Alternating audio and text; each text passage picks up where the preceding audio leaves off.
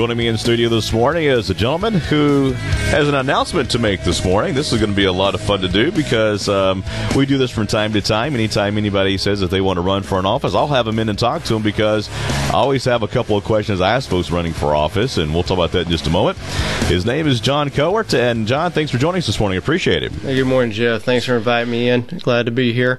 All right. The big announcement is?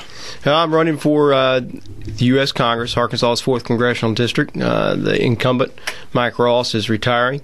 And after spending a good deal of time talking to family and friends, I got back from Afghanistan last week, actually a week ago yesterday.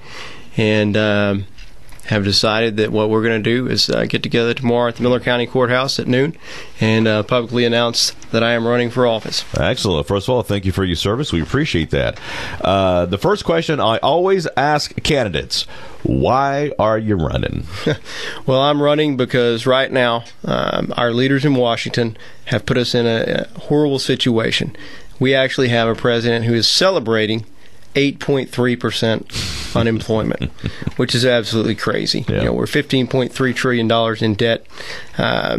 We're borrowing 40% of our national budget every year, and we've just reached 100%. Our debt is now over 100% of GDP. If you add in state and local debt, that's 123% of GDP. The nation of Greece, which virtually has lost its sovereignty due to public debt, reached 142%. Their debt reached 142% of GDP in 2010, and that's when they lost control of their destiny. Whereas I said, we're now at 123%. It's not looking any better. So as a person who has spent their entire adult life serving and protecting, either as a police officer here in Texarkana or as a U.S. Marine in Iraq and Afghanistan, I see my country being threatened not by an armed enemy, but by people whose spending habits are absolutely out of control. Sure. You know, when you look at the field, because this race has attracted really quite an impressive field of folks running for it. I mean, I have to admit that there's some good folks running for this position here. What sets you apart from the rest? In other words, if you went to D.C., what would you do that might be a little different than what someone else would do in this race? Well, obviously, having been in Afghanistan, I've not been able to pay attention to every single conversation that everyone's had. Sure. But I will tell you that I want to start right now changing the debate about our fiscal crisis by pointing out that it stems from a moral crisis. The moral crisis preceded the fiscal crisis. And we're talking about things like family values. And I stand out from some of the candidates because I talk about family values as a person who is a father and who is a husband. I've been married to my wife, Amanda, for over 10 years. We have 2 school-age children.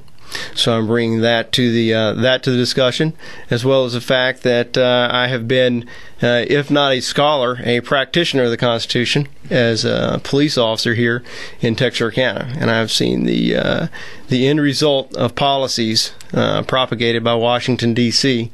Firsthand, and dealt with the consequences of those things on a daily basis. And really, I have the most current crisis decision-making experience of anyone. As a matter of fact, as I said, as a police officer and Marine, my entire adult life has been pretty much spent in confronting people who are doing the wrong thing and making decisions under pressure. When you take a look at the plan that you have going into Congress, what would be the top 3 priorities of you going in? What would be some bills that you would look at trying to get accomplished or get through this next session of Congress? Well, we're looking at a situation where our fiscal problems are so bad that we can't grow our way out of them, and we can't just cut our way out of them. We have to cut and grow. We have to cut the size of government. The first thing we have to do is cut those government entities that are most getting in the way of economic growth. It makes sense if you have a cut and grow policy. So you're talking about cutting agencies? I'm talking about cutting agencies, specifically cutting back on the EPA and the way that they stand in the way of development of North American energy. Right now, or rather in 2010, our trade deficit was $561 billion, and over half of that came from petroleum imports. Most of that came from the Middle East, which is not, newsflash, not a dependable source of energy. Sure. However, here in North America, we have well over $2 trillion worth of, 2 trillion barrels of oil, if you include shale oil deposits, and we need to develop those domestic sources of energy. But you have regulatory agencies of the U.S. government that are working at counter purposes to our own welfare. Mm-hmm. When you take a look at the landscape of America, and you talk about the moral crisis that we're in, what could Congressman Cowart do to help that? Well, as I said, bring to the debate the perspective of a father. I believe that one of our fiscal problems, that is the crisis of the Social Security system, stems from a lack of new workers coming into the system. Specifically, I'm talking about the issue of abortion. Another issue that I haven't heard any candidate stepping out and talking about, and I am unequivocally pro-life. I've been a supporter of the right to life for years and will continue to do so. And I will work in every way possible to build partnerships and pass legislation that will enhance the ability of unborn children in America to actually be born and have a chance, that have the same chances that I was given. Okay. Now, tomorrow you got your announcement coming up. What time and where? The Miller County Courthouse, 12 noon. Want to see everybody out there. I've tried to make the rounds in the last week to see all my family and friends that I haven't seen for the past year, and so if I haven't gotten around to see you, and you're listening right now, come on up to the courthouse, and looking forward to it. Excellent. Now, how can folks find out more about you? You have a website and those kind of things? www.cowartforcongress.com. That's the number 4. Cowart for Congress. That's kind of easy to remember, isn't it? Well, man, I appreciate you stopping by this morning because, anybody gets into any kind of political race, to me, you open up your family. It literally takes over your life to a certain point. And so for anybody to do that, I have a lot of respect for. Well, thank you very much. So have fun. All right. John Cowart, thank you, sir, for stopping by this morning, man. We appreciate it. Thanks for having me on. And stop by again sometime. Absolutely. Appreciate it, man. It is 7:42, 18 minutes away from 8 o'clock. Up next is the Sean Hannity Update, followed by more of the Voice of Freedom. And, of course, your phone calls at 903-793-1071, 903-793-1071. This is the Voice of Freedom on Freedom 107. Give us a call. And talking about several situations here this morning because there's a lot going on today, as you all know. Good morning. Thanks for joining the Voice of Freedom. Hey, Jeff. How's it going? Man, I'm doing fine. How are you doing? Look, this is what I tell people these days when they ask me how I'm doing. I go, I'm just living the dream. Yeah, I hear you. Me too, I guess. If the government would get out of the way of our taxes. Oh, yeah. We did our taxes. Well, we started working on our taxes last night. It's not looking too good. Are you going to pay your fair share? Reluctantly. But we're not finished yet. We're still doing deductions and trying to pay as little as we can, but we'll see how that goes. I saw a poll yesterday that said that a lot of Americans believe that Mitt Romney doesn't pay his fair share. And, of course, what popped in my mind was, what exactly is a person's fair share? Yep. Define fair share. Yep. Exactly. I think a flat tax or a fair tax that would be more fair than the current code, what they have right now. But anyway, I heard you had Mr. Cowart on, or Cowart, excuse me, on. My one question would be, of course, I'm in Texas and I'm not in Arkansas, so I don't vote. I'm not going to be voting in that election. But my question would be to any candidate running for Senate or Congress for the U.S. Senator to Congress would be, would you be in favor? Because I definitely am. I like the system that we have in Texas as far as when our legislature meets. I like a part-time Congress. Well, I'll tell you what, he's right here sitting beside me. Let's ask him the question. John Cowart, what would you think about a part-time Congress at the national level? I'm not against it in concept. I think that when we started getting the worst out of Washington was after in the 1940s when they installed, as a historian I can tell you, they installed air conditioning in the buildings in Washington, and that is when our country really started going downhill.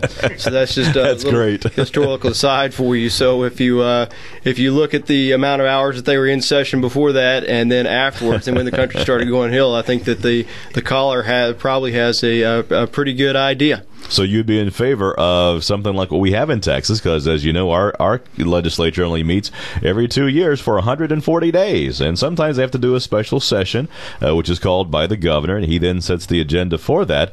But we just do a couple of years at a time. So you'd be for something like that, correct? Well, as long as we can put the EPA on part-time hours as well. If we didn't have some conservatives up there watching them full time, if they're not on part-time basis too, then I think that we could run afoul of our original intent there. Excellent. Yeah,